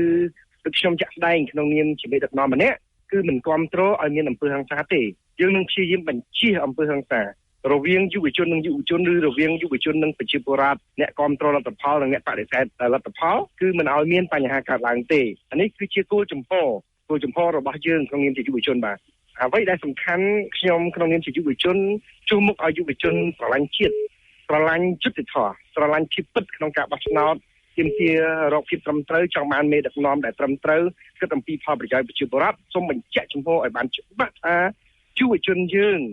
នឹងធ្វើបាតកម្មនឹងចូលរួមយ៉ាងសស្រាក់ស្រាំដោយគ្មានខ្លាចញញើតតែព្យាយាមធ្វើដោយអហិង្សាបាទដើម្បីប្រទេសជាតិដើម្បីផលប្រយោជន៍យុវជនខ្លួនឯងនិងប្រជាពលរដ្ឋខ្មែរបាទតំណាងគណៈបកសង្គ្រោះជាតិលោកស៊ុងសុផាន់បញ្ជាក់ថាជំហររួមរបស់គណៈបកសង្គ្រោះជាតិបានដាក់ចេញហើយគឺគណៈបកប្រឆាំងនឹងដឹកនាំធ្វើមហាបាតកម្មដោយមិនធ្វើមិនបានដើម្បីជំទាស់ទៅនឹងលទ្ធផលបោះឆ្នោតខណៈដែលភាពមិនប្រក្រតីមិនត្រូវបានកោជបដោះស្រាយបាតកម្មនោះនឹងធ្វើឡើងក្នុងខែសីហានេះប៉ុន្តែលោកបដិសេធមិនប្រាប់ថ្ងៃឲ្យពិតប្រាកដទេយ៉ាងណាក៏ដោយសម្រាប់ក្រុមយុវជនគណៈបកប្រជាជនកម្ពុជានិងក្រុមអង្គការសមាគមយុវជនដែលគាំទ្រគណៈបកកណ្ដាលអំណាចទោះជាលំបាកក្នុងការតាក់ទងបានប៉ុន្តែគេដឹងជាទូទៅហើយថាគណៈបកប្រជាជនកម្ពុជាក៏មានកម្លាំងយុវជនមិនតិចប៉ុន្មានទេក្រុមយុវជនទាំងនោះដឹកនាំដោយកូនប្រុសរបស់លោកនាយរដ្ឋមន្ត្រីនិងកូនរបស់ថ្នាក់ដឹកនាំគណៈបកកណ្ដាលអំណាចនៅក្នុងពេលឃោសនាបោះឆ្នោតកន្លងមកក៏បានបញ្ចេញកម្លាំងយុវជនហែកក្បួនឃោសនាដ៏ច្រើនលើសលប់មួយវិញទៀតកម្លាំងប៉ូលីសPM និងទាហានក៏ត្រូវបានរដ្ឋាភិបាលត្រៀមរួចជាស្រេចដើម្បីទប់ទល់ទៅនឹងបាតកម្មណាមួយដែលមិនស្របច្បាប់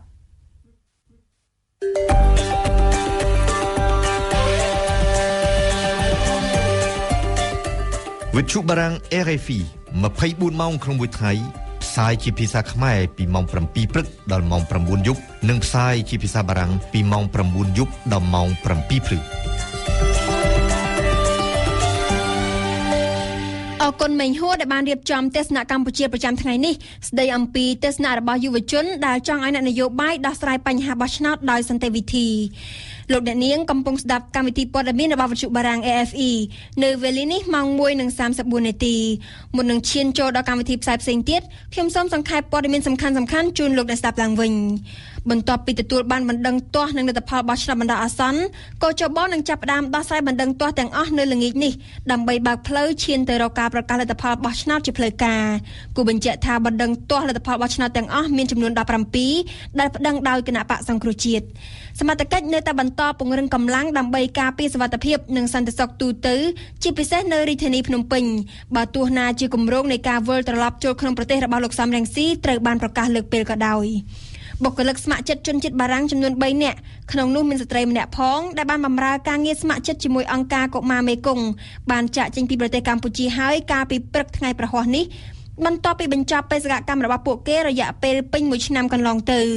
បុគ្គលិកជនជាតិបារាំងដែលបានចាប់ការងារមនុស្សធម៌នៅខេត្តបន្ទាយមានជ័យនិងខេត្តកំពង់ចាមនៅពេលនេះបានជ្រើសរើសយកការធ្វើដំណើរដោយប្រើប្រាស់ម៉ូតូកង់3ឬតុកតុកធ្វើដំណើរត្រឡប់ទៅប្រទេសបារាំងវិញដោយប្រើរយៈពេល4ខែឆ្លងកាត់ប្រទេសចំនួន17ដែលមានរយៈចម្ងាយសរុបចំនួន 17,000 គីឡូម៉ែត្រភ្ជាប់ជាមួយនឹងការវិលត្រឡប់ទៅកាន់ស្រុកកំណើតរបស់ពួកគេវិញនោះក្រុមអ្នកស្ម័គ្រចិត្តបារាំងទាំង3រូបក៏បានពំនាំផងដែរនៅលិខិតនានាចំនួនជាង500របស់កុមារនៃប្រទេសនៅតាមដងទន្លេមេគង្គនិងអាស៊ីទៅកាន់ឪពុកម្ដាយចិញ្ចឹមរបស់ពួកគេនៅប្រទេសបារាំងកម្ពុជាកំពុងមើលឃើញកំណើនទេសចរជាបន្តបន្ទាប់នៅក្នុងឆ្នាំនេះក្នុងរយៈពេល7ខែដើមឆ្នាំនេះមានទេសចរបរទេសចំនួនជាង1,200,000 នាក់បានមកទស្សនាតំបន់ឧទ្យានអង្គរក្នុងខេត្តសៀមរាប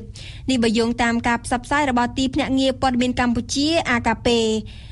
បានស្រង់ប្រសាសន៍របស់ប្រធានមន្ត្រីទេសចរខេត្តសៀមរាបលោកងើសេងកាក់ដែលបានបញ្ជាក់ថាចំនួនអ្នកទេសចរបានកើនឡើងជាង 6% បើប្រៀបធៀបទៅនឹងឆ្នាំកន្លងទៅក្នុងរយៈពេលដូចគ្នាលោកបន្តថាអ្វីដែលគួរឲ្យកត់សម្គាល់ទៀតនោះគឺកំណើនទេសចរជនជាតិចិនទេសចរចិនដែលបានស្ថិតនៅក្នុងលំដាប់លេខរៀងទី3បន្ទាប់ពីកូរ៉េខាងត្បូងនៅក្នុងឆ្នាំ2012នោះកំពុងបង្ហាញសញ្ញាកើនឡើងមកលំដាប់ថ្នាក់ទី2វិញអំពីឧបទ្វីបកូរ៉េបងប្អូនគូសត្រូវកូរ៉េទាំងពីរនៅទីបំផុតបានឯកភាពគ្នាបើកឲ្យដំណើរការឡើងវិញតំបន់ឧស្សាហកម្មគេសុងសេចក្តីសម្រេចនេះធ្វើឡើងនៅក្នុងជំនួបទី7រវាងកូរ៉េខាងត្បូងនិងកូរ៉េខាងជើងកាលពីម្សិលមិញយ៉ាងណាក៏ដោយនៅមិនទាន់មានការកំណត់កាលបរិច្ឆេទច្បាស់លាស់ថាតំបន់ឧស្សាហកម្មនេះនឹងត្រូវបើកឲ្យដំណើរការនៅថ្ងៃណាច្បាស់នោះទេមនុស្សយ៉ាងតិចជិត300នាក់បានស្លាប់កាលពីល្ងាចថ្ងៃពុធម្សិលមិញនេះនៅក្នុងការបង្ក្រាបទៅលើក្រុមអ្នកតវ៉ាក្នុងទីក្រុងកែប្រទេសអេស៊ីបនេះបើយោងតាមតួលេខផ្លូវការរបស់អាជ្ញាធរប៉ុន្តែក្រុមភេត្រាអ៊ីស្លាមបានប្រកាសចំនួនអ្នកស្លាប់រហូតដល់ 2,200 នាក់និងអ្នករបួសជាង 10,000 នាក់អំពើហិង្សាបង្ហូរឈាមនេះបានទទួលការថ្កោលទោសយ៉ាងខ្លាំងពីសហគមន៍អន្តរជាតិក្រុមអ្នកជំនាញផ្នែកអាវុធគីមីនៃអង្គការសហប្រជាជាតិក្រុងនឹងចុះទៅប្រទេសសេរីនាពេលឆាប់ខាងមុខនេះដើម្បីធ្វើការស៊ើបអង្កេតជុំវិញការសង្ស័យថាមានការប្រើប្រាស់អាវុធគីមីនៅក្នុងអំឡុងសង្គ្រាមស៊ីវិលនេះបើតាមការប្រកាសរបស់អង្គការសហប្រជាជាតិកាលពីថ្ងៃពុធទី14សីហាម្សិលមិញយើងធ្វើដំណើរទៅអឺរ៉ុបតំបន់អឺរ៉ូបានចេញផុតជាផ្លូវការពីវិបត្តិសេដ្ឋកិច្ចដើរថយក្រោយហើយការិយាល័យស្ថិតិអឺរ៉ុប Eurostat បានផ្សព្វផ្សាយនៅថ្ងៃពុធទី14សីហាម្សិលមិញតួលេខដែលបញ្ជាក់អំពីកំណើនផលិតផលក្នុងស្រុកសរុបកើនឡើង 0.3% នៅត្រីមាសទី2ឆ្នាំ2013សម្រាប់ទាំងនៅក្នុងតំបន់ចាយប្រាក់អឺរ៉ូនិងនៅក្នុងសហភាពអឺរ៉ុបទាំង27ប្រទេសជួនចំពេលជាមួយគ្នានេះវិទ្យាស្ថានស្ថិតិបារាំងក៏បានចេញផ្សាយរបាយការណ៍ដូចគ្នាបញ្ជាក់អំពីកំណើនសេដ្ឋកិច្ចហួសពីការព្រៀងទុកនេះដែរទស្សនៈព្រឹត្តិការណ៍ពិភពលោកតំបន់ចាយប្រាក់អឺរ៉ូកំពុងធ្វើដំណើរទៅរកច្រកចេញពីវិបត្តិសេដ្ឋកិច្ចដើរថយក្រោយនៅប្រទេសបារាំងផលិតផលសរុបក្នុងស្រុកមានកំណើន 0.5% ច្រើនជាងការគ្រោងទុកហើយកាលពីថ្ងៃអង្គារតួលេខរបស់ Eurostat បានបង្ហាញថាផលិតផលឧស្សាហកម្មនៅតំបន់អឺរ៉ូបានកើនឡើង 0.7% ដែលហួសខ្ពស់ពីការស្មានទុកបើគិតតាមប្រទេសមួយដាច់ដោយឡែកពីគ្នាក្រិចមានកំណើនផលិតកម្មដល់ទៅ 2.5% បើមានកំណើនផលិតកម្មវិញហើយតើក្រិចដែលបានស្គាល់វិបត្តិសេដ្ឋកិច្ចដើរថយក្រោយតាំងពី6ឆ្នាំមុនមកនោះនៅតែត្រូវការផែនការជួយសង្គ្រោះពីអឺរ៉ុបទៀតឬយ៉ាងណាយើងស្ដាប់ការអធិប្បាយរបស់អៀងសុកមិញជុំវិញបញ្ហានេះនេះគឺជាសំណួរដែលមានចោទសួរខ្លាំងនិងយ៉ាងទទូចនៅក្នុងប្រទេសអាល្លឺម៉ង់ក៏ប៉ុន្តែរដ្ឋាភិបាលរបស់លោកស្រីអង់កាឡាមែកែលមិនចង់ធ្វើអត្ថាធិប្បាយឬក៏បកស្រាយបន្ថែមបន្ថយអ្វីឡើយបន្ទាប់ពីកាសែតអាល្លឺម៉ង់មួយបានបង្ហាញអំពីផែនការជួយសង្គ្រោះក្រិចនៅក្នុងឆ្នាំ2014កាសែតបានចុះផ្សាយរបាយការណ៍ផ្ទៃក្នុងរបស់ធនាគារកណ្ដាលអាល្លឺម៉ង់ដែលទំនងជាសម្រាប់ផ្ញើទៅក្រសួងហិរញ្ញវត្ថុនិងអង្គការមូលនិធិរូបិយវត្ថុអន្តរជាតិ FME ថាអន្តរជាតិគួរតែព្រមព្រៀងផ្ដល់ប្រាក់ កម្ចីដល់ក្រិចនៅក្រៅការបោះឆ្នោតសភាអាល្លឺម៉ង់ថ្ងៃទី22កញ្ញាឆ្នាំ2013ឬក៏យ៉ាងយូរនៅដើមឆ្នាំ2014ប្រាក់កម្ចីដែលមានហានិភ័យខ្ពស់បំផុតពីព្រោះរដ្ឋាភិបាលក្រិចបច្ចុប្បន្នមិនបានបញ្ចេញលទ្ធភាពគួរជាទីពេញចិត្តនៅឡើយទេមានវិបត្តិសេដ្ឋកិច្ចដើរថយក្រោយតាំងពី6ឆ្នាំក្រិចបានទទួលផែនការសង្គ្រោះ2លើកនៅឆ្នាំ2010និង2012ពីមូលនិធិរូបិយវត្ថុអន្តរជាតិគណៈកម្មការអឺរ៉ុបនិងធនាគារកណ្ដាលអឺរ៉ុបក្នុងទំហំទឹកប្រាក់240,000 លានអឺរ៉ូក៏ប៉ុន្តែប្រាក់កម្ចីនេះនឹងត្រូវផ្ដល់ជាដំណាក់កាលទៅតាមស្ថានភាពជាក់ស្ដែងនៃសកម្មភាពរបស់រដ្ឋាភិបាលក្រុងអាថែនកាលពីថ្ងៃទី4កក្កដាតំបន់អឺរ៉ូបានទម្លាយប្រាក់ 4,000 លានអឺរ៉ូឲ្យទៅក្រិចក៏ប៉ុន្តែពេលនោះអាល្លឺម៉ង់បានប្រឆាំងយ៉ាងខ្លាំងដោយយល់ថារដ្ឋាភិបាលរបស់លោកសាម៉ារ៉ាមិនបានប្រឹងប្រែងបំពេញអត្ថិភាពបានដូចជាការទាមទារពេលនេះកំណើនផលិតកម្មក៏មានផលិតផលសរុបនៅក្នុងស្រុកក៏ធ្លាក់ចុះទៅជាងការគ្រោងទុកជាសរុបសេដ្ឋកិច្ចរបស់ក្រិចមានសុខភាពប្រសើរឡើងបន្តិចពីព្រោះដំបូងឡើយអ្នកជំនាញសេដ្ឋកិច្ចគិតថានៅត្រីមាសទី2នេះក្រិចនឹងអាចមានផលិតផលក្នុងស្រុកធ្លាក់ចុះដល់ទៅ 5% ក៏ប៉ុន្តែសម្រាប់ជំរុញទៅគឺធ្លាក់ចុះតែ 4.6% តែប៉ុណ្ណោះនៅចុងឆ្នាំការធ្លាក់ចុះអាចនឹងរួញមកត្រឹមតែ 4.2% ទេពីព្រោះឥទ្ធិពលនៃសកម្មភាពទេសចរក្នុងរដូវក្តៅនេះអាចជួយកន្ទ្រាក់អារម្មណ៍សេដ្ឋកិច្ចរបស់ក្រិចឲ្យងើបឡើងវិញបន្តិចក្នុងពេលជាមួយគ្នានេះក្រិចក៏បន្តធ្វើឯកជនភាវូបនីយកម្មឲ្យបានប្រាក់ជាង 1,000 លានអឺរ៉ូកន្លះបន្ថែមទៀតស្របតាមការសន្យាជាមួយនឹងម្ចាស់បំណុលអន្តរជាតិអត្រាអ្នកអត់ការងារធ្វើនៅតែខ្ពស់ឡើងដល់កម្រិតកំពូលកាលពីខែឧសភានិងត្រូវធ្លាក់ចុះមកវិញនៅរវាងឆ្នាំ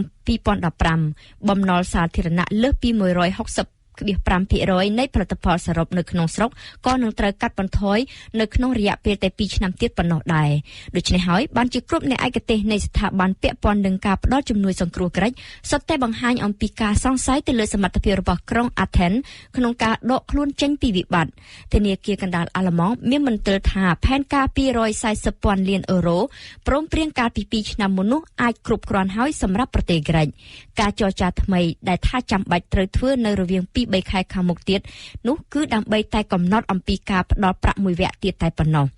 បើតាមមូលនិធិរូបិយវត្ថុអន្តរជាតិ FME ក្រិចនឹងត្រូវការប្រមាណជា 11,000 លានអឺរ៉ូទៀតសម្រាប់ធានាចិញ្ចឹមប្រទេសនៅក្នុងរវាងឆ្នាំ2014និង2015ក៏ប៉ុន្តែប្រសិនបើមានការពិភាក្សាគ្នាមែននោះនឹងមានការជជែកតាំងសរសៃកខ្លាំងជាក់ជាមិនខានពីព្រោះអាល្លឺម៉ង់មានជំហរដាច់ខាតជានិច្ចប្រឆាំងនឹងអ្វីដែលគ្រប់គ្នាយល់ថាសមហេតុសមផលគឺសាររើមើលរចនាសម្ព័ន្ធបំណុលក្រិចជាថ្មីនោះរដ្ឋមន្ត្រីក្រសួងសេដ្ឋកិច្ចអាល្លឺម៉ង់ដែលល្បីថាជាអ្នកមានជំហរដាច់ខាតប្រឆាំងនឹងផែនការសង្គ្រោះប្រទេសជួបវិបត្តិបានមើលឃើញថាក្រិចកំពុងតែធ្វើដំណើរទៅរកទិសល្អមិនចាំបាច់ត្រូវការជំនួយបន្ថែមទៀតទេយ៉ាងណាក៏ដោយក៏សំណុំរឿងក្រិចនេះនឹងក្លាយទៅជាប្រធានបទដ៏សំខាន់មួយសម្រាប់ប្រទេសអាល្លឺម៉ង់ដែលស្ថិតនៅក្នុងដំណាក់កាលឃោសនាបោះឆ្នោតសភាហើយភាគីបដិបកអាចនឹងយកមកធ្វើជំនួយសម្រាប់វាយប្រហារភាគីម្ខាងទៀតឲ្យបាត់បង់លំនឹងរដ្ឋាភិបាលរបស់លោកស្រីអង់ហ្គេឡាមែកែលផ្ទាល់បានរងការចោទប្រកាន់ពីសំណាក់បកប្រឆាំងថាបានបិទបាំងនឹងភូតភរអំពីស្ថានភាពពិតនិងធ្ងន់ធ្ងររបស់ក្រិចដល់ប្រជាជនអាល្លឺម៉ង់ដែលជាម្ចាស់ឆ្នោតស្ដាប់វិទ្យុបារាំង RFE ពិភពលោកស្ថិតនៅក្នុងដៃរបស់លោកអ្នក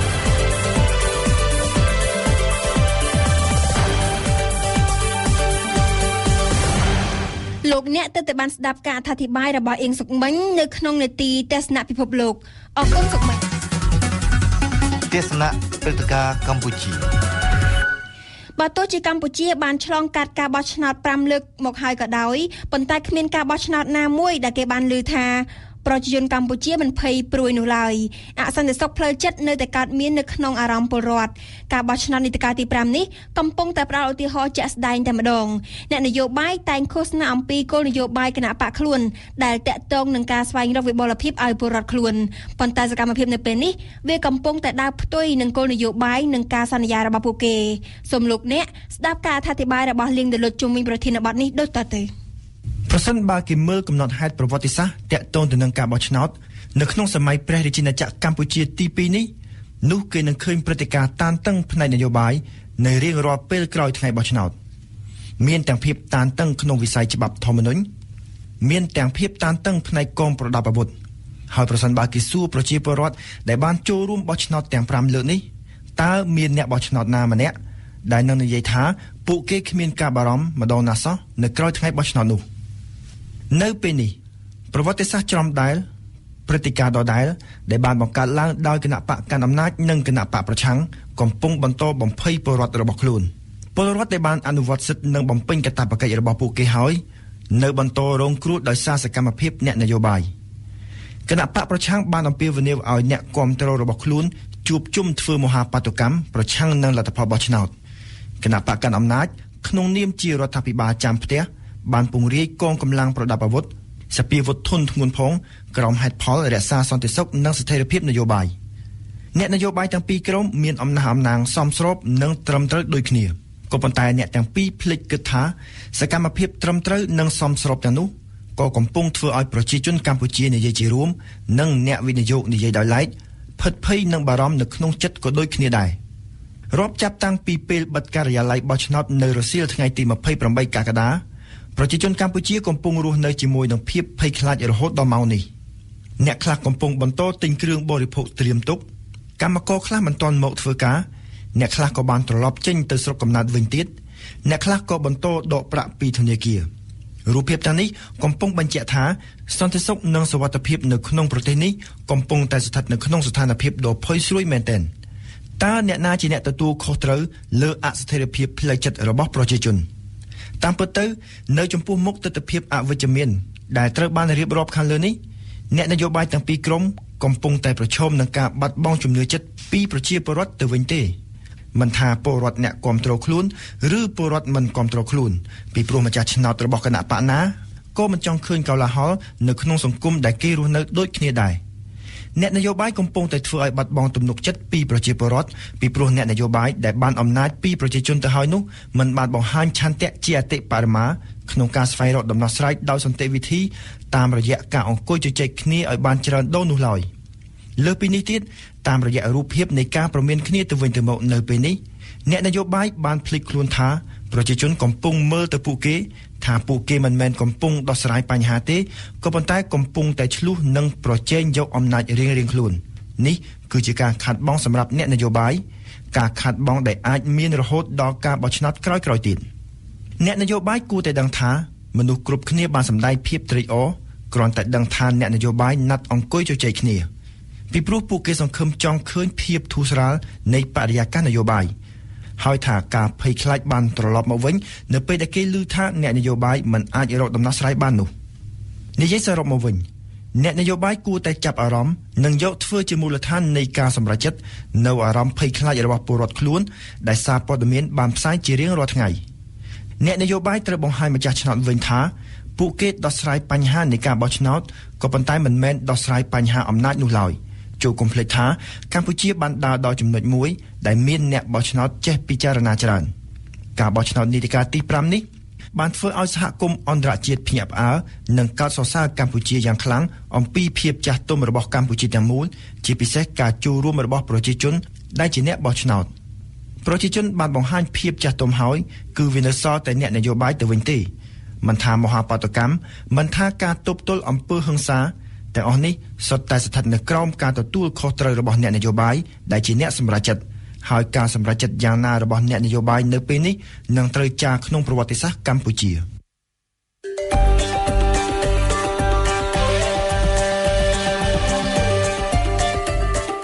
ស្ដាប់កម្មវិធីព័ត៌មានរបស់វិទ្យុបារាំង RFI ពីម៉ោង 7 ដល់ម៉ោង 8 ព្រឹកពីម៉ោង 1 ដល់ម៉ោង 2 រសៀលនិងពីម៉ោង 7 ដល់ម៉ោង 8 យប់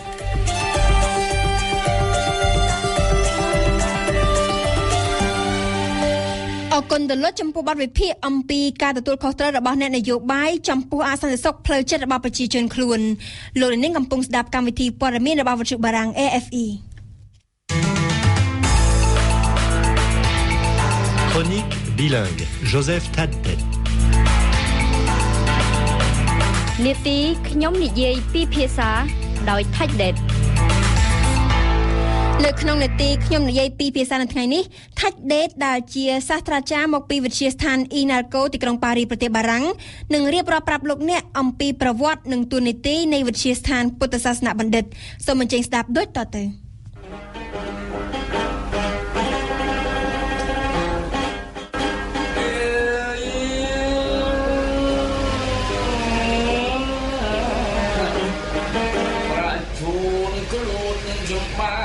វត្តលើកហាត់ថ្វាយបង្គំអើយ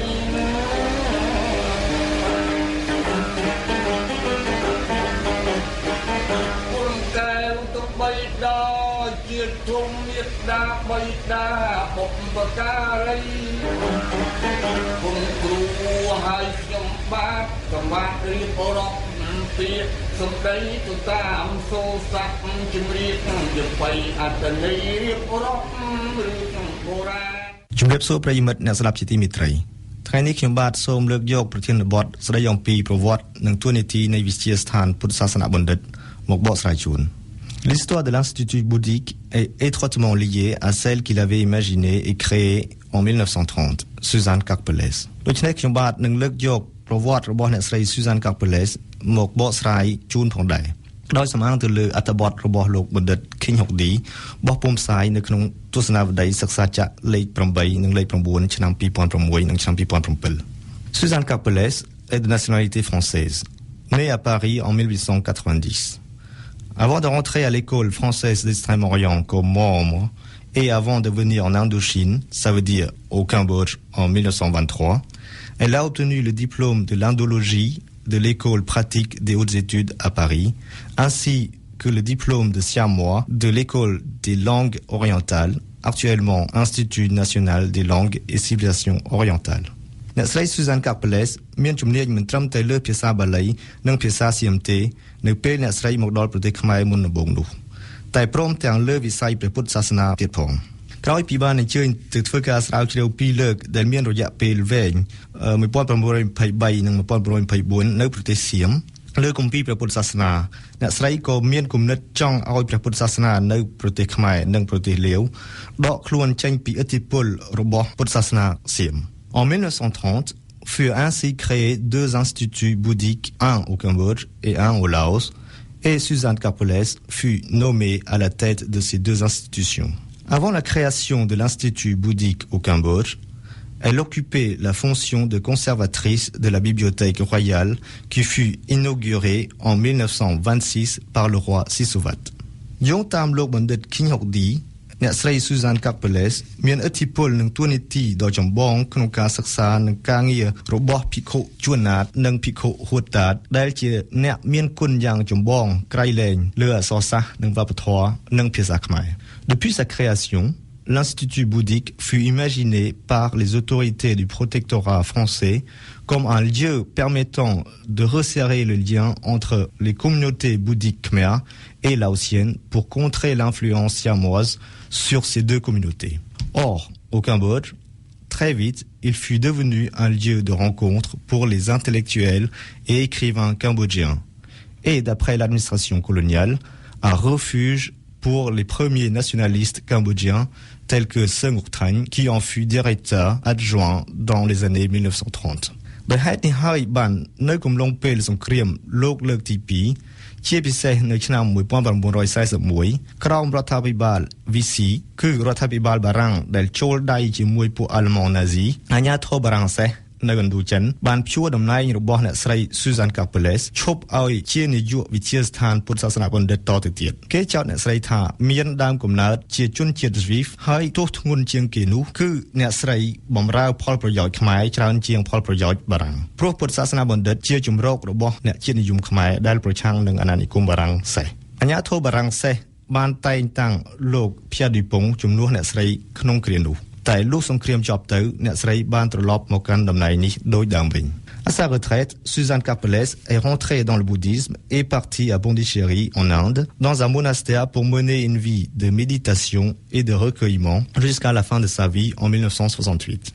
ដោយលោកបណ្ឌិត King Hokdi បានគូបង្ហាញយ៉ាងច្បាស់អ្វីដែលគួរឲ្យចាប់អារម្មណ៍តាក់ទងនឹងជីវប្រវត្តិរបស់លោកស្រី Suzanne Karpelès នោះគឺអ្នកស្រីអាចជាឧទាហរណ៍ដ៏ពិសេសដែលបង្ហាញថាក្នុងសម័យអាណានិគមបារាំងសេះទាំងអស់មិនបានប្រព្រឹត្តតែអំពើជិះជាន់លោភលន់មកលើប្រជាជនខ្មែរនិងចង់បំបត្តិវប្បធម៌ខ្មែរទាំងស្រុងដោយអ្នកប្រាជ្ញសម័យថ្មីខាងពួកអាមេរិកដែលអះអាងដោយខ្វះហេតុផលនោះទេឧទាហរណ៍ដូចជាសៀវភៅរបស់លោកស្រីបណ្ឌិត Penny Edwards ជាដើមហើយម្យ៉ាងទៀតអ្នកស្រី Suzanne Karpelès ក៏មិនមែនជាករណីមួយដាច់ដោយឡែកក្នុងសម័យនោះដែរ Grâce à cette initiative de Suzanne Karpeles et aussi aux efforts de ses collaborateurs cambodgiens, l'Institut bouddhique au Cambodge est devenu l'institut intellectuel de référence pendant tout le XXe siècle dans le domaine de la culture et de la langue cambodgienne. En effet, peu après la création de l'Institut, Suzanne Karpeles a mis en place de nombreux programmes de recherche et de publication.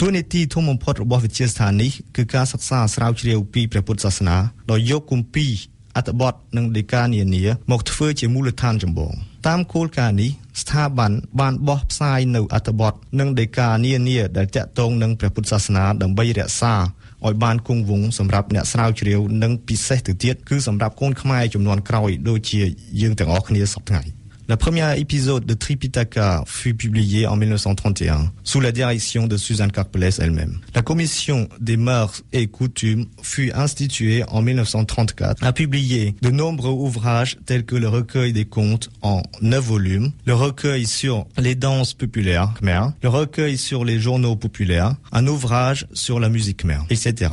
ក្រោមអធិបតីភាពរបស់លោកស្រី Suzanne Karpelesពុទ្ធសាសនាបណ្ឌិតបានបោះពុម្ពផ្សាយវចនានុក្រមខ្មែរភាគ1លើកដំបូងបង្អស់នៅឆ្នាំ1943ក្រៅពីសៀវភៅតាក់ទងនឹងទំនៀមទម្លាប់និងពុទ្ធសាសនាបណ្ឌិតបានបោះពុម្ពផ្សាយនៅអត្ថបទអក្សរសិល្ប៍បុរាណខ្មែរនានាដូចជារឿងមរណមាតារឿងនាងកាកីរឿងសពសង្វាររឿងព្រះចិនវង្សរឿងសពសិទ្ធរឿងរាមកេរ្តិ៍ជាដើម L'Institut bouddhique est doté d'un moyen de diffusion le journal Kampuchea Surya, dans lequel Suzanne Karpeles encourageait les jeunes talents khmer à publier des textes littéraires modernes. Ainsi, on pouvait lire les premiers textes de Kemha comme L'eau de Tonle Sap en 1939 ou les premiers textes de Nyok Tham comme Baisaj Sneha en 1942, etc. ការចោទពីសំណាក់អាជ្ញាធរបារាំងសេសទៅលើអ្នកស្រី Suzanne Karpeles ថាអ្នកស្រីធ្វើការឲ្យខ្មែរដើម្បីប្រឆាំងនឹងអាណានិគមបារាំងសេសនោះក៏មិនជាការខុសទាំងស្រុងនោះដែរព្រោះថាស្ថាប័នពុទ្ធសាសនាបណ្ឌិតបានប្រមូលផ្ដុំនៅកវីនិងបញ្ញវន្តខ្មែរឲ្យមានឱកាសធ្វើការជាមួយគ្នានិងមានឱកាសយល់ដឹងនៅតម្លៃនៃវប្បធម៌របស់ជាតិចាប់ពីពេលនោះមកបញ្ញវន្តលែងព្រមទទួលយកការមាក់ងាយពីសំណាក់បារាំងសេសដែលមកដាក់អាណានិគមលើខ្លួនតទៅទៀតដូច្នេះហើយបានកើតមានចលនាជាតិនិយមក្នុងក្រុមបញ្ញវន្តខ្មែរចាប់ពីពេលនោះមក Comme il a été signalé plus haut, Seung Ok Thanh, ancien directeur adjoint de l'Institut bouddhique, proclama l'indépendance du Cambodge de la tutelle française le 12 mars 1945 avec l'aide du Japon. មកដល់សប្តាហ៍នេះវិទ្យាស្ថានពុទ្ធសាសនាបណ្ឌិតដែលមានទីតាំងក្នុងអគារតូចមួយនៅជិតអគារ Casino Naga ដ៏ធំចង្ក្រែងនៅតែបន្តបោះពុម្ពផ្សាយនៅសៀវភៅនានាដែលបានបោះពុម្ពពីចំនួនមុនក្នុងបណ្ណាល័យរបស់ពុទ្ធសាសនាបណ្ឌិតមានសៀវភៅជាច្រើនដែលបណ្ដាជនទាំងឡាយអាចទៅអានដើម្បីស្វែងយល់ពីអក្សរសិល្ប៍អក្សរសាស្ត្រនិងវប្បធម៌ខ្មែរនាទីនិយាយពីភាសារបស់យើងសូមចប់ត្រឹមនេះខ្ញុំរីករាយនឹងបានត្រឡប់មកជួបប្រិយមិត្តអ្នកស្ដាប់ជាថ្មីម្ដងទៀតនៅសប្តាហ៍ក្រោយសូមអរគុណនិងសូមជម្រាបលា Notre chronique bilingue touche maintenant à sa fin. J'aurai le plaisir de vous retrouver la semaine prochaine pour un nouveau sujet. Merci et à la semaine prochaine.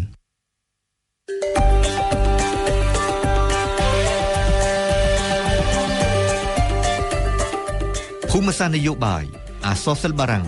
រៀនភាសាបារាំងប្រវត្តិសាស្ត្រពិភពលោកប្រវត្តិសាស្ត្រនិងអក្សរសិល្ប៍ខ្មែរមាននៅតែវិទ្យុបារាំង RFI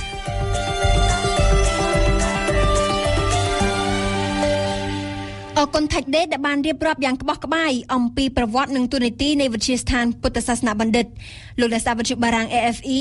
កម្មវិធីព័ត៌មានរយៈពេល1ម៉ោងរបស់វិទ្យុយើងជិតដល់ទីបញ្ចប់ហើយនៅពេលនេះខ្ញុំសូមជូនមេតិការព័ត៌មានសំខាន់ៗឡើងវិញ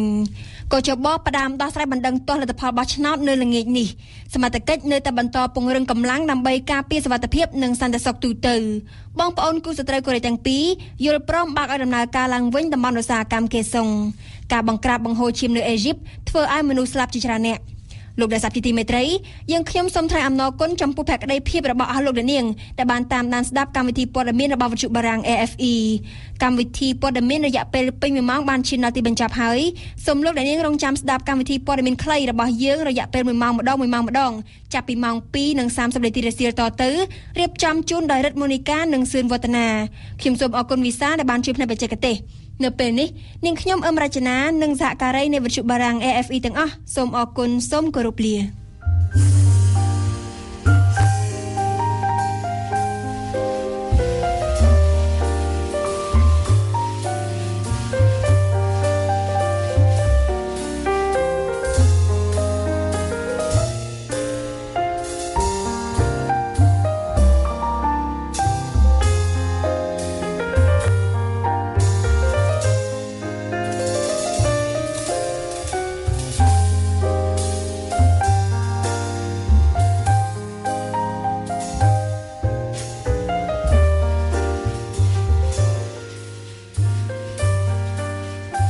លោកស្រីអ្នកនាងកញ្ញាតទៅនេះសូមអញ្ជើញស្ដាប់ព័ត៌មានជាភាសា